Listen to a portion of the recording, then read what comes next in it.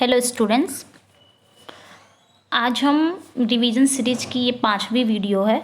Revision series जो हमारी revision series चल रही है, इसमें हमने 1 से लेके 4 रिवीजन कर लिए थे। अगर आपने अभी तक वो नहीं देखे हैं तो आप चैनल के प्लेलिस्ट में जाके ज़रूर चेकआउट कर लीजिएगा। आज हम 5वीं सीरीज लेके आए हैं रिवीजन सीरीज की। Okay, so let's start. यहाँ तक हमने कर लिया था, यहाँ तक आपका हो गया था। यहाँ से हम देखेंगे रिवीजन सीरीज में। Okay, let's start. तो यहाँ पे क्या कह रहे हैं, the following Ben Jonson 80 line tribute to Shakespeare. मतलब जो बेन जॉनसन की जो 80 लाइन थी वो शेक्सपियर को ट्रिब्यूट की गई थी। To the memory of my 1 minute to the memory of my beloved master William Shakespeare and what he hath left us. Okay, तो ये था, ये बेन जॉनसन का था जिसमें उन्होंने 80 लाइन शेक्सपियर को ट्रिब्यूट किया था। अगला है यहाँ पे, it was written a company Shakespeare plays the famous 1623 में। जब शेक्सपियर का एडिशन आया था फर्स्ट फोलियो का, उस समय ये भी लिखी गई थी बेन जॉनसन का। ओके, सो ये सब तो हम लोग पढ़ चुके हैं। John Heminges and Henry Condell ने शेक्सपियर का फर्स्ट फोलियो क्या किया था, फर्स्ट फोलियो का एडिशन लाया था। तो ये चीज़ हो गया था। यहाँ पे भी क्या है, to the memory of my beloved author mister William Shakespeare. ये पोयम है, ये पोयम किसकी है, बेन जॉनसन की है। ओके, तो आप यहाँ पे इस चीज़ को याद रख सकते हैं, to the memory of my beloved the author mister William Shakespeare, ये बेन जॉनसन का है। ओके, यहाँ पे यही पोयम, यही पोयम यहाँ पे स्टार्ट हो गई है। तो इसमें आपका क्या इंपॉर्टेंट हो सकता है, इसमें आपका इंपॉर्टेंट हो सकता है ये जो उन्होंने बोला था, शोल ऑफ द एज, मतलब आप एज के जो शोल हो, the applause delight the wonder of our stage, ये आपका इम्पॉर्टेंट हो सकता है इसमें, जो कि कितनी बार एग्जाम में पूछा गया है। यहाँ पे my Shakespeare rise I will not lodge thee by Chaucer or Spenser or bid Beaumont lie a little further to make thee a room thou art a monument without a tomb. तो ये चीज़ें important हो सकती हैं। ये जो लाइनें हैं आपकी, ये लाइनें किस में आती हैं, ये लाइनें आपकी बेन जॉनसन की, to the memory of my beloved the author mister William Shakespeare, ये बेन जॉनसन का पोयम है, उसमें ये लाइनें आपकी आती हैं। ओके, यहाँ पे ये भी इंपॉर्टेंट है, ये भी लाइनें इसमें आई हैं, मार्लोज माइटी लाइन एंड दो had this small Latin and less Greek, ये भी आपका इसी पोयम में ये लाइनें आपकी इंपॉर्टेंट हो जाती हैं। ओके, और ये सब है आपका, ये उसी पोयम का सब पूरी लाइनें हैं, पोयम है। जो इम्पॉर्टेंट है वो हम पढ़ ले रहे हैं, इसमें क्या क्या इम्पॉर्टेंट है। स्वीट सॉन्ग ऑफ एवॉन, इसमें इन्होंने ये शेक्सपियर को ही कहा गया है, उन्होंने कहा है। ओके, ये भी इम्पॉर्टेंट हो जाता है। तो यहाँ पे ये पोयम कंप्लीट हो गई है। अब हम आगे रिवीजन करेंगे। यहाँ पे एक सोनेट है, composed by Matthew Arnold as a tribute to William Shakespeare. यहाँ पे मैथ्यू अर्नोल्ड ने एक सोनेट लिखा हुआ है, सोनेट का नाम क्या है, शेक्सपियर उन्होंने लिखा है। ये क्या है, एक सोनेट है, और किसने लिखा है, मैथ्यू अर्नोल्ड ने लिखा है। और ये किसको ट्रिब्यूट किया है, विलियम शेक्सपियर को किया है। ओके, जब बात आपकी शेक्सपियर आए ना, अगर यहाँ पे जब यहाँ पे एक चीज़ आप बताना चाहूँगी यहाँ पे, कि जब ओनली शेक्सपियर आए तो ये किसने लिखा है, मैथ्यू अर्नोल्ड ने लिखा है। जब आपका ऑन शेक्सपियर आता है तो जॉन मिल्टन का है ऑन शेक्सपियर। और जब आपका टू शेक्सपियर आता है, ये जल्दी नहीं दिखता, बट आपका जब आपका टू शेक्सपियर तो ये किसका है, थॉमस हार्डी का है। ओके, सो ये आप याद रखिएगा ज़रूर। तो आज ये हम पढ़ेंगे, ये वाला सोनेट है जो शेक्सपियर किसने लिखा है, मैथ्यू अर्नोल्ड, ये उन्होंने ट्रिब्यूट किया है। तो ये आपकी पोयम हो जाती है, शेक्सपियर की ये पोयम हो जाती है, मतलब मैथ्यू अर्नोल्ड की ये सोनेट है शेक्सपियर। तो इसमें आपका इम्पोर्टेंट क्या हो सकता है, ये इम्पोर्टेंट हो सकता है, ये चीज़ें आपकी जो ये 4 लाइन आपकी है, ये इंपॉर्टेंट होती है, अक्सर एग्जाम में पूछे जाते हैं। Others abide our question thou art free, we ask and ask thou smilest and art still out topping knowledge for the loftiest hill who to the stars uncrowns his majesty, ये important हो जाती है लाइनें। तो थोड़ा सा हम इसकी हिंदी समझ लेते हैं, क्या कह रहा है ये। ओके, थोड़ी सी हिंदी समझ लेते हैं। यहाँ पे ये कह रहे हैं, ये अर्नोल्ड ने लिखा है शेक्सपियर को ट्रिब्यूट किया है। तो देख लेते हैं यहाँ पे क्या कह रहे हैं कि अदर्स अबाइड आवर क्वेश्चन, मतलब क्या कह रहे हैं कि दूसरे हमारे सवाल का पालन करते हैं। क्या कह रहे हैं कि दूसरे हमारे सवालों का क्या कर रहे हैं, पालन करते हैं। दाउ आर्ट फ्री, तुम क्या हो, फ्री हो। मतलब यहाँ पे मैथ्यू अर्नोल्ड का कहना क्या है कि जो दूसरे राइटर हैं वो हमारे सवालों का क्या करते हैं, जवाब देते हैं, यानी कि हमें सवाल करने का क्या करते हैं, इजाज़त देते हैं। यानी कि इनका कहना था कि विलियम शेक्सपियर के अलावा जो भी दूसरे राइटर हैं वो हमारे सवालों को सुनते हैं और हमारे सवालों को क्या करते हैं, पालन करते हैं, यानी कि सपोर्ट करते हैं। ओके, उनका कहना था कि उनका ये कहना था, मैथ्यू अर्नोल्ड का ये कहना था कि अगर शेक्सपियर के अलावा, उनका कहना था कि अगर शेक्सपियर के अलावा मैं किसी भी ऑथर के वर्क्स को अगर पढ़ना शुरू करता हूँ तो मैं ईज़िली क्या करता हूँ, ईज़िली उसके जो उनके वर्क्स हैं, उनके जो वर्क्स के जो वर्ड्स हैं, जो आइडिया है, जो डेप्थ है, वो मैं ईज़िली क्या कर सकता हूँ, एग्जामिन कर सकता हूँ। ये मैथ्यू अर्नोल्ड का कहना था। तो उन्होंने यही बात कहा था कि अदर्स अबाइड आवर क्वेश्चन, मतलब दूसरे जो राइटर हैं वो हमारे सवालों का जवाब देते हैं, हमें सवाल करने का इजाज़त देते हैं। ओके, आगे देख लेते हैं। आगे क्या कह रहे हैं, दाउ आर्ट फ्री, मतलब कह रहे हैं कि अगर शेक्सपियर के अलावा मैं किसी भी वर्क्स को पढ़ना शुरू करता हूँ तो मैं आसानी से समझ सकता हूँ, उनके डेप्थ को, उनके वर्ड्स को एग्जामिन कर सकता हूँ। लेकिन दाउ आर्ट फ्री, लेकिन आप क्या हैं, आप फ्री हैं, आपका जो आर्ट है वो फ्री है, हम उसे एग्जामिन नहीं कर सकते। मतलब आपके जो वर्क्स हैं उसे हम ईज़िली एग्जामिन नहीं कर सकते, वो हमारे समझ से बाहर है। ये ऐसा कौन कह रहा है, मैथ्यू अर्नोल्ड कह रहे हैं। किसे कह रहे हैं, शेक्सपियर को कह रहे हैं कि जो आपका जो आर्ट है वो हमारी समझ से बाहर है, हम उसको एग्जामिन नहीं कर सकते हैं। ओके, आपके जो वर्क्स हैं हम क्या करते हैं, उसको पढ़ते हैं और जब हमको समझ में नहीं आता है तो हम क्या करते हैं, वी आस्क एंड आस्क, हम क्या करते हैं, हम सवाल करते हैं आपसे। जब भी हम आपके वर्क्स को पढ़ते हैं तो जब हमको समझ में नहीं आता तो हम क्या करते हैं, वी आस्क एंड, हम सवाल करते हैं। दो स्माइलिस एंड आर्ट स्टिल, लेकिन आप क्या करते हैं, आप सिर्फ मुस्कुराते हैं, आप कोई जवाब नहीं देते हैं। यानी कि जो आपका आर्ट है वो स्टिल रहता है, मतलब शांत रहता है। जब हम आपके वर्क्स को पढ़ते हैं, जब हमको समझ में नहीं आता है तो हम क्या करते हैं, आपसे सवाल करते हैं, बट आप क्या करते हैं, आप सिर्फ मुस्कुराते हैं, आप कोई जवाब नहीं देते हैं। आपका जो आर्ट है वो कैसा है, वो शांत रहता है। ओके, यहाँ पे उन्होंने कहा है। आगे है आउट टॉपिंग नॉलेज, और जो आपकी नॉलेज है, मतलब जो आपका ज्ञान है वो क्या है, आउट टॉपिंग है, मतलब सबसे ऊपर है, सर्वोपरि है। फॉर द लॉफ्टिएस्ट हिल, और जो सबसे ऊंची पहाड़ी के लिए, मतलब यहाँ पे क्या कह रहे हैं कि जो आपकी नॉलेज है वो आउट टॉपिंग है, यानी कि सर्वोपरि है। और जो उनका व्यक्तित्व है, यहाँ पे क्या कह रहा है, उनका जो व्यक्तित्व है, शेक्सपियर की जो पर्सनालिटी है उसकी यहाँ पे तुलना की गई है, किससे, लॉफ्टिएस्ट हिल से की गई है, मतलब ऊंची पहाड़ियों से की गई है। जो ऊंचे विशाल पहाड़ है उनसे की गई है, उनके व्यक्तित्व को। Okay, who to the stars uncrowns his majesty, आगे क्या कह रहे हैं, सितारों के लिए कौन अपनी महिमा को अनदेखा करता है। मतलब यहाँ पे क्या कह रहे हैं कि जो अपने शासन को क्या करते हैं, रिवील करते हैं, यानी कि जो उनकी पर्सनालिटी की भव्यता है, जो शेक्सपियर की पर्सनालिटी है वो किसके सामने रिवील होती है, हमारी समझ से तो बाहर है। जो शेक्सपियर की जो पर्सनालिटी है वो हमारे समझ से तो बाहर है, हम तो समझ नहीं पाते हैं। उनके वर्क्स को पढ़ते हैं, उनकी जो पर्सनालिटी की भव्यता है उसको तो हम समझ नहीं पाते, तो फिर शेक्सपियर की जो पर्सनालिटी की भव्यता है वो किसके सामने रिवील होती है, कौन समझ पाता है, तो कौन समझ पाता है, स्टार समझ पाता है। स्टार यानी कि गॉड समझ लेते हैं। शेक्सपियर यहाँ पे स्टार्स किसको बोला गया है, गॉड को बोला गया है, कि उनकी जो पर्सनालिटी है वो कौन समझ पाता है, वो सिर्फ गॉड समझ पाते हैं। ओके, तो यहाँ पे मैथ्यू अर्नोल्ड ने बस इतना ही कहा है कि अदर्स अबाइड आवर क्वेश्चन, मतलब दूसरे हमसे क्या करते हैं, सवाल करते हैं, दूसरे जो राइटर हमारे सवालों का जवाब देते हैं और हमें सवाल करने का इजाज़त देते हैं, लेकिन तुम क्या हो, मतलब आप यहाँ पे फ्री हैं। जब हम आपका वर्क्स पढ़ते हैं तो हम क्या हो जाते हैं, हमारी समझ से बाहर हो जाता, और फिर हम क्या करते हैं, आपसे पूछते हैं और आप क्या करते हो, मुस्कुराते हो और कोई जवाब नहीं देते हो। आपका जो आर्ट है वो स्टिल है, शांत है। तो यहाँ पे ये चीज़ें बोली गई हैं। आगे क्या करेंगे, आउट टॉपिंग नॉलेज, आपका जो ज्ञान है वो आउट टॉपिंग है, सर्वोपरि है।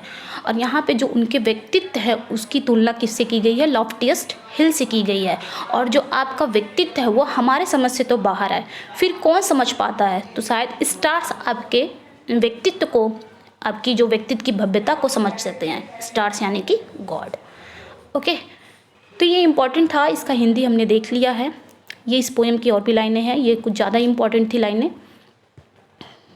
ओके, अब यहाँ पे हम देखेंगे ऑन शेक्सपियर, ये किसका है, जॉन मिल्टन का है। ऑन शेक्सपियर ये एक पोएम है, एपिटैफ पोएम है। कब आया था ये, 1630 में लिखा गया था, जॉन मिल्टन का है। और ये आपका 16 लाइन्स में है, यानी कि 1 स्टैंजा में ये पोएम आपकी कंप्लीट है।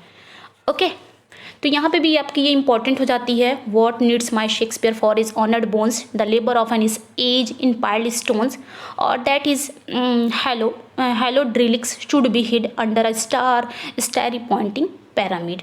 तो ये इंपॉर्टेंट हो जाता है, ये ऑन शेक्सपियर मिल्टन का है, 1630 में आया था, रिटन हुआ था। और ये जॉन मिल्टन की फर्स्ट पब्लिश पोएम भी है। अगर यहाँ पे क्वेश्चन आते हैं कि जॉन मिल्टन की फर्स्ट पब्लिश पोएम कौन सी है, तो आपकी ऑन शेक्सपियर है। और ये शेक्सपियर का जब सेकेंड फोलियो आया था 1632 में, उस समय ये पब्लिश हुई थी। ओके, तो ये इंपॉर्टेंट ये भी हो जाता है। थोड़ा सा इसका भी हिंदी देख लेते हैं यहाँ पे हम, जो इंपॉर्टेंट लाइनें हैं, बस इंपॉर्टेंट लाइनों को हम देख लेंगे। यहाँ पे क्या कह रहे हैं, what needs my Shakespeare for his honoured bones. यहाँ पे मिल्टन ने शेक्सपियर पे लिखा है ये चीज़ें, एक एपिटैफ फॉर्म में लिखा है। उन्होंने क्या कहा है कि अब शेक्सपियर तो है नहीं, अब शेक्सपियर की डेथ हो चुकी है, उनकी जो ऑनर्ड बोन्स हैं, मतलब यहाँ पे क्या कह रहे हैं कि मेरे शेक्सपियर को उनकी सम्मानित हड्डियों के लिए क्या चाहिए। मतलब अब शेक्सपियर तो इस दुनिया में नहीं है, अब उनकी डेथ हो चुकी है, तो उनकी जो सम्मानित हड्डियां हैं, उनके जो ऑनर्ड बोन्स हैं, उनके लिए मेरे शेक्सपियर को क्या चाहिए। आगे लाइन है, the labour of an age in piled stones, मतलब क्या उनके लिए कोई मकबरा बनाया जाए, मतलब क्या उनके लिए कोई टोम्ब या मकबरा बनाया जाए, जिसे बनाने में एक एज गुजर जाए। और वो मकबरा किससे बना हो, पाइल्ड स्टोन्स, वो मकबरा किससे बना हो, पत्थरों से बना हो। आगे है, और दैट इज हेलोड्रिलिक्स। हेलोड्रिलिक्स मतलब क्या होता है, बचे हुए अवशेष। यहाँ पे हेलोड्रिलिक्स मतलब क्या होता है, बचे हुए अवशेष। और that his hallowed relics should be hid under a starry pointing pyramid. आगे क्या कह रहे हैं कि और जो उनके बचे हुए अवशेष हैं, उनको क्या किया जाए, शुड बी हिड, यानी कि छुपा दिया जाए, उनके जो बचे हुए अवशेष हैं under a starry pointing pyramid. कहाँ छुपा दिया जाए, एक पिरामिड के भीतर, एक पिरामिड के भीतर जो आसमान में बहुत ही ऊंचा होता है। तो यहाँ पे कह रहे हैं कि मेरे शेक्सपियर को उनकी सम्मानित हड्डियों के लिए क्या किया जाए, क्या उनके लिए कोई मकबरा बना दिया जाए, मतलब जिसे बनाने में एक एज गुजर जाए। और वो मकबरा किससे बना हो, स्टोन से बना हो, पत्थरों से बना हो। और जो उनका हेलोड्रिलिक्स है, यानी कि उनके जो बचे हुए अवशेष हैं, उनको क्या किया जाए, उनको छुपा दिया जाए। कहाँ छुपा दिया जाए, एक पिरामिड के भीतर छुपा दिया जाए, जो आसमान से बहुत ही ऊंचा होता है। ओके, आगे भी ये लाइनें देख लेते हैं। Dear son of memory, great heir of fame, what need'st thou such weak witness of thy name. यहाँ पे क्या कह रहे हैं कि dear son of memory, memory के डियर सन यानी कि स्मृति के प्रिय पुत्र, ग्रेट एयर ऑफ फेम मतलब यहाँ पे फेम मतलब यहाँ पे प्रसिद्धि, एयर मीन्स क्या होता है, उत्तराधिकारी, मतलब प्रसिद्धि के महान उत्तराधिकारी। यहाँ पे मिल्टन ने शेक्सपियर को क्या कहा है कि मेमोरी के डियर सन हो आप, और फेम के क्या हो, ग्रेट एयर हो, यानी कि प्रसिद्धि के महान उत्तराधिकारी हो। What need'st thou such weak witness of thy name. आगे क्या कह रहे हैं कि आपको अपने नाम की इतनी कमज़ोर गवाही की क्या आवश्यकता है। मतलब यहाँ पे क्या कह रहे हैं कि आपको अपने नाम की इतनी वीक विटनेस की ज़रूरत नहीं है। यहाँ पे वीक विटनेस की किसकी बात कर रहा है, मकबरे की बात कर रहा है, यानी कि टूम्ब की बात कर रहा है। वीक विटनेस मतलब मकबरा यानी कि टूम्ब, यानी कि यहाँ पे क्या कर रहे हैं कि आपको अपने नाम के लिए किसी भी टूम्ब, मकबरा या मोनूमेंट की ज़रूरत नहीं है। जो आपका मोनूमेंट बनाया जाए याद करने के लिए, या मकबरा बनाया जाए आपको याद करने के लिए, नहीं, आपको इन सब की ज़रूरत नहीं है, क्योंकि आप क्या हो, आप फेम के उत्तराधिकारी हो, आप मेमोरी के डियर सन हो, तो आपको इन सब वीक विटनेस की ज़रूरत नहीं है। आगे लाइन क्या कह रहे हैं, आगे लाइन कह रहे हैं, दाउ इन आवर वंडर एंड अस्टोनिशमेंट। अब आप क्या हो गए हो, आप हमारे आश्चर्य और विस्मय में आ गए हो, मतलब आप इस कदर समा गए हो, हमारे आश्चर्य में हो, आप एस्टोनिशमेंट में हो, आपको वीक विटनेस की ज़रूरत नहीं है। Has build thy self a live long monument. और क्या कह रहे हैं, अपने आप को एक जीवित लंबी स्मारक बनाया है, आपने खुद एक लंबी जीवित स्मारक अपने आप में ही बना लिया है। मतलब यहाँ पे कह रहे हैं, यहाँ पे मिल्टन क्या कह रहे हैं कि आपको अपने नाम की ज़रूरत नहीं है, आपको अपने नाम की एक वीक विटनेस की ज़रूरत नहीं है, मतलब आपका मकबरा, टोम्ब या स्मारक बनाने की ज़रूरत नहीं है। आप खुद ही एक फेम के उत्तराधिकारी हो, प्रसिद्धि के महान उत्तराधिकारी हो और स्मृति के प्रिय पुत्र हो। आपको एक इस वीक विटनेस की ज़रूरत नहीं है। आप हमारे वंडर एस्टोनिशमेंट में इस कदर समा गए हो कि हमको एक इस वीक विटनेस की ज़रूरत नहीं है। ओके, सो ये इम्पॉर्टेंट थी लाइनें, तो हमने इसकी हिंदी भी जान ली। ओके, ये आपके 16 लाइंस में है, 1 स्टैंजा में कंप्लीट की गई है। तो ये आपका ये इतना इंपॉर्टेंट था तो इसका हिंदी भी जान लिया है। आगे भी है ये पोएम, यहाँ पे देख लेते हैं हम थोड़ा सा। यहाँ पे भी वही चीज़ बताया है कि 16 लाइंस पोएम है, ये 16 लाइन एपिग्राम में। ओके, यहाँ पे और कुछ इतना इम्पोर्टेंट नहीं है। आगे बढ़ते हैं। आगे लाइनें क्या कह रही हैं, दीज लाइन्स वर कंपोज्ड इन 1630। अभी हमने पढ़ा ये लाइनें कब कंपोज की गई थी, 1630 में आया था। First appeared anonymously as one of the many encomiums in the second folio 1632 में। जब शेक्सपियर का सेकेंड फोलियो आया था 1632 में, तो मिल्टन की ये पोएम पब्लिश हुई थी। It was Milton first publish poem in English. तो बात जब भी आए कि मिल्टन की फर्स्ट पब्लिश पोएम कौन सी है, तो ऑन शेक्सपियर है, जो 1630 में कंपोज की गई थी और 1632 में ये पब्लिश हुई थी। 1632 में जब शेक्सपियर का सेकेंड फोलियो 1632 में आया था, उस समय ये पब्लिश हुई थी। ओके, और इम्पॉर्टेंट देख लेते हैं यहाँ पे, और इम्पॉर्टेंट देख लेते हैं। अब अगला फैक्ट क्या है, upon the lines and life of the famous scenic poet master William Shakespeare. ये एक पोएम है, किसके द्वारा लिखी गई है, ह्यूज हॉलैंड के द्वारा लिखी गई है। क्या है, upon the lines and life of famous scenic poet master William Shakespeare. तो ये लाइनें हैं, those hands which you so clapped go now and wring you Britons brave for done are Shakespeare days.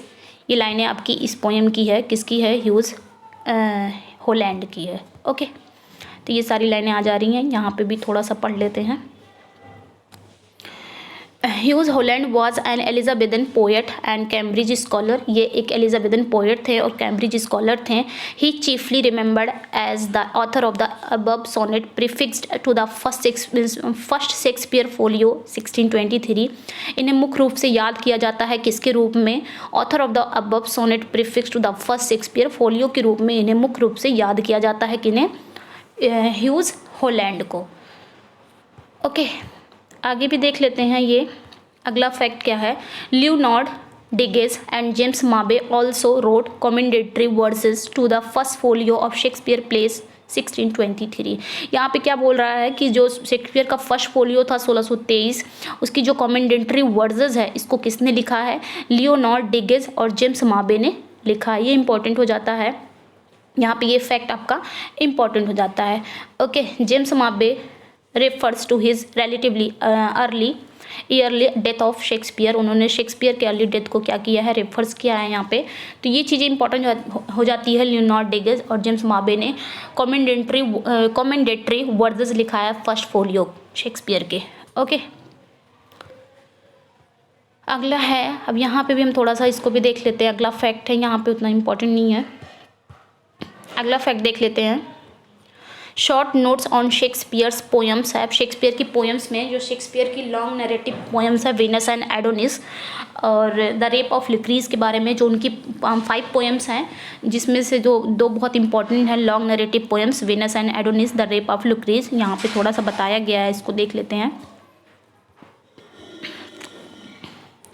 यहाँ पे देख लेते हैं, वीनस एंड एडोनिस के बारे में बताया गया है। ये कब आई है, 1593 1593 में आई है। पहला फैक्ट क्या है इस पोएम के बारे में, ये शेक्सपियर की लॉन्ग नैरेटिव पोएम्स में आती हैं और ये आपका 1593 में आया है। The poem is dedicated to Henry Wriothesley, 3rd earl of Southampton. मतलब ये पोएम किसको डेडिकेटेड किया गया है, हेनरी रियोस्ले को, जिन्हें 3rd अर्ल ऑफ साउथहैम्पटन के नाम से भी जाना जाता है।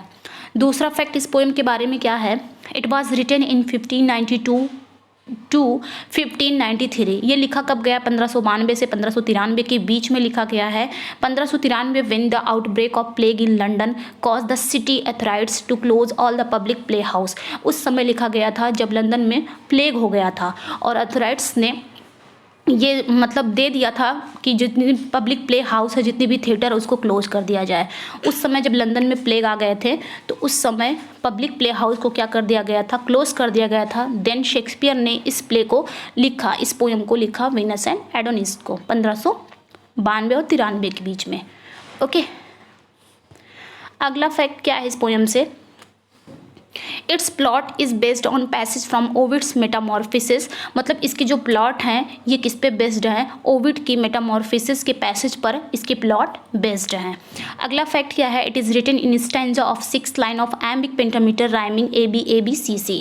मतलब ये 6 लाइन स्टैंजा में लिखी गई है। किस में लिखा गया है, मीटर कौन सा यूज किया गया है, एम्बिक पेंटामीटर। इसकी राइमिंग स्कीम क्या है, ABABCC। ये इंपॉर्टेंट हो जाता है।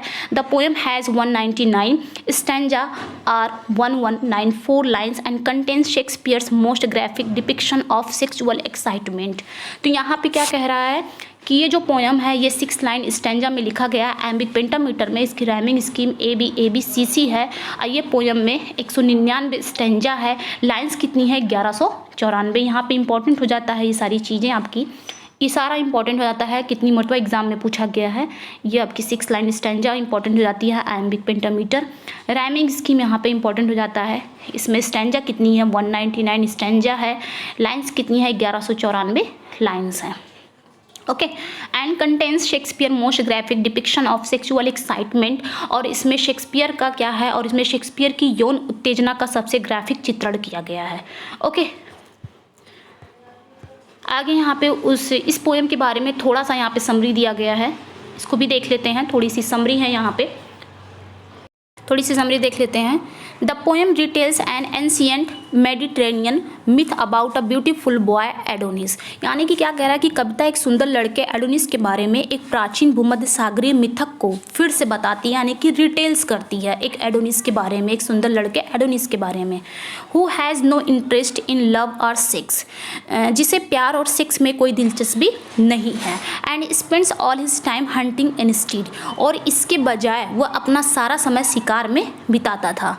Venus the goddess of sexual love, Venus यौन प्रेम की देवी। वीनस को पहली नज़र में यहाँ पे क्या कह रहा है कि जो वीनस है वो गॉडेस ऑफ सेक्सुअल लव, यानी कि यौन प्रेम की देवी वीनस है, falls in love with Adonis at first sight. मतलब यहाँ पे क्या कह रहे हैं कि जो वीनस है वो किसकी है, सेक्सुअल लव की देवी है, और उन्हें पहले ही नज़र में वीनस से प्यार हो जाता है। And spends most of the poem trying to seduce him. आगे क्या कह रहे हैं, और कविता का अधिकांश जो भाग है, जो हिस्सा है, वो उसे लुभाने की कोशिश में स्पेंड होता है, खर्च होता है, यानी कि उसे सेड्यूस करने में खर्च होता है कविता का आधा भाग। Or at least to prevent him from living, या कम से कम उसे जाने से रोकने के लिए। At the end of the poem, poem के अंत में Adonis is killed by a bore while hunting. मतलब पोएम के अंत में एडोनिस एक सुअर के द्वारा, यानी कि यहाँ पे एक सुअर के द्वारा मार दिया जाता है। And Venus transform his body into a flower to remember him, और वीनस उसे याद करने के लिए उसके शरीर को एक फूल में बदल देती है। तो ये चीज़ें यहाँ पे है, ये चीज़ बता रहा है, थोड़ी सी समरी दिया गया था। ओके, आगे भी देख लेते हैं। यहाँ पे रेप ऑफ लुक्रीज के बारे में बताया गया है। वीडियो लेंदी ना हो जाए, इसको भी देख लेते हैं यहीं पे। ओके, इतना कंप्लीट कर देते हैं। अगला इनका पोएम लॉन्ग नरेटिव पोएम में दूसरी पोएम क्या आती है, द रेप ऑफ लुक्रीज। ये कब आया है, ये 1594 में आया है। पहला फैक्ट इस पोएम से क्या है, this is a narrative poem about the legendary Lucretia. ये एक नैरेटिव पोएम है, किसके बारे में है, लेजेंडरी लुक्रेशिया के बारे में है। अगला फैक्ट क्या है, the plot is based on the story described in both Ovid's Fasti and Livy's history of Rome. मतलब ये इसका जो प्लॉट है वो बेस्ड किस पे है, एक स्टोरी पे, किस स्टोरी पे, ओविड की फास्टी और लाइफ्स की हिस्ट्री ऑफ रोम की स्टोरी पर इसका प्लॉट बेस्ड है। अगला क्या है, the poem begins with a prose dedication address directly to the Earl of Southampton. मतलब यहाँ पे क्या कह रहा है कि जो पोएम है वो शुरू होता है एक प्रो डेडिकेशन, जो कि डायरेक्ट एड्रेस किया जाता है किसको, अर्ल ऑफ साउथहैम्पटन को, जिसमें शुरू होता है the love I dedicated to your lordship is without end, यानी कि जो प्रेम मैं आपको, मतलब यहाँ पे क्या कह रहा है कि जो प्रेम मैं आपको लॉर्डशिप को डेडिकेटेड करता हूँ वो क्या है, वो अंतहीन है। ओके ये जो पोएम है यहीं से शुरू होती है। अर्ल ऑफ साउथहैम्पटन को ये भी डायरेक्टली डेडिकेटेड है। अगला फैक्ट क्या है, the poem contains 1855 lines divided into 265 stanza of 7 lines each. मतलब यहाँ पे क्या कह रहा है कि 1855 लाइन्स हैं इसमें और 265 स्टैंजा में ये पोएम को डिवाइड किया गया। प्रत्येक स्टैंजा कितनी लाइन्स का है, 7 लाइन्स का है। अगला फैक्ट इसमें क्या हो सकता है, अगला फैक्ट क्या है यहाँ पे, the metre of each line is iambic pentameter. यहाँ पे भी प्रत्येक लाइन में जो मीटर यूज़ किया गया है वो आयम्बिक पेंटामीटर में यूज़ किया गया है। ओके अगला फैक्ट है, the rhyme scheme for each stanza is A B A B B C C, a format known as rhyme royal. मतलब यहाँ पे 7 लाइन स्टैंजा में इसको किया गया है। जो राइमिंग स्कीम है, प्रत्येक स्टैंजा की जो राइमिंग स्कीम है वो क्या है, ए बी बी सी सी, जो कि एक फॉर्मेट है। वो फॉर्मेट क्या जाना जाता है, राइम रॉयल के रूप में। राइम रॉयल स्टैंजा में ये पोएम लिखी गई है। ओके अब यहाँ पे इस पोएम की थोड़ी सी यहाँ पे समरी दी गई है, देख लेते हैं इसको भी। इन द पोएम में Lucrece is the wife of Roman nobleman Collatine. मतलब पोएम में जो लुक्रीज है वो एक रोमन नोबल मैन है, कोलेंटाइन उसकी पत्नी है। After Collatine boasts about his wife's beauty and faithfulness in front of another Roman noble. यहाँ पे क्या कह रहे हैं कि जो कोलेंटाइन क्या करता है, अपनी वाइफ की ब्यूटी और फेथफुलनेस को किसके सामने बताता है, एक रोमन नोबल द किंग्स का बेटा है टारक्विन के सामने अपनी वाइफ की सुंदरता और जो उसकी वफादारी है उसके बारे में क्या करता है, सेखी बघारता है, बताता है, उसकी तारीफ़ करता है टारक्विन के सामने। फिर Tarquin travels to Lucrece house and rapes her. बाद में टारक्विन क्या करता है, जब उसकी तारीफ़ सुनता है तो उससे रहा नहीं जाता, वो क्या करता है, लुक्रीज के घर जाता है और उसका रेप कर देता है। आफ्टर वार्ड्स, यहाँ पे हम कहानी पढ़ लेते हैं। यहाँ पे क्या कह रहा है, आगे क्या कह रहा है कि afterwards Lucrece sends her family to message telling them. आगे लुक्रीज क्या करती है, इसके बाद लुक्रीज अपनी फैमिली को एक मैसेज भेजती है कि उसके साथ क्या हुआ है। देन लेकिन वो क्या करती है, अपने अटैकर का नाम नहीं बताती है। कोलेंटाइन जब वापस आता है तो लुक्रीज उसे सब कुछ बता देती कि उसका रेप किसने किया है। फिर देन वो क्या करती है, देन कमिट सुसाइड, वो क्या कर लेती है, सुसाइड कर लेती है। Consequently Tarquin and his family are banished. नतीजन क्या होता है, रिजल्ट क्या होता है, निकलता है कि टारक्विन और उसकी फैमिली को क्या कर दिया जाता है, बैनिश कर दिया जाता है। तो ये समरी थी इस पोएम की। ओके इसमें आया नहीं था सो हमने पूरा ही पढ़ लिया यहाँ पे कि क्या क्या यहाँ पे हुआ है समरी इस पोएम की। ओके स्टूडेंट्स, तो ये थे, इतना ही रहने देते हैं क्योंकि वीडियो बहुत ज़्यादा लेंदी हो जाएगी। आगे हम नेक्स्ट रिवीजन में नेक्स्ट वीडियो में पढ़ेंगे। ओके चैनल पे नए हैं तो चैनल को सब्सक्राइब करिए, वीडियो को लाइक एंड शेयर ज़रूर कर दीजिएगा। अगर इसका PDF चाहिए तो आप हीना इंग्लिश क्लासेस टेलीग्राम पे ज्वाइन हो सकते हैं। ओके मिलते हैं नेक्स्ट वीडियो में। Thank you for watching.